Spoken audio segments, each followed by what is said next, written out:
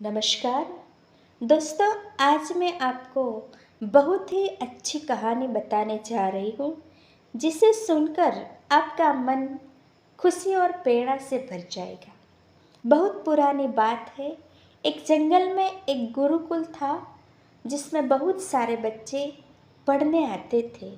एक बार की बात है, गुरुजी सभी विद्यार्थी को पढ़ा रहे थे, मगर एक विद्यार्थी ऐसा था जिसे बार बार समझाने पर भी समझ में नहीं आ रहा था।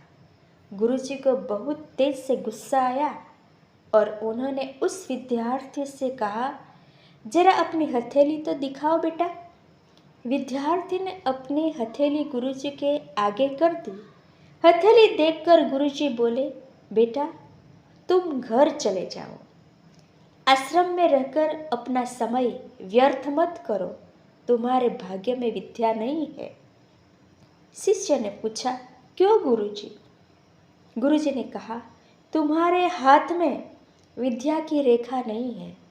गुरुजी ने एक दूसरे विद्यार्थी की हथेली उसे दिखाते हुए बोले, ये देखो, यह है विद्या की रेखा, ये तुम्हारे हाथ में नहीं है, इसीलिए तुम समय नष्ट ना करो, घर चले जाओ, वहाँ अपना कोई और काम देखो। विद्यार्थी ने अपने जेब से चाकू निकाला, जिसका प्रयोग वह दातुन काटने के लिए किया करता था। उसकी पैनी नोक से उसने अपने हाथ में एक गहरी लकीर बना दी।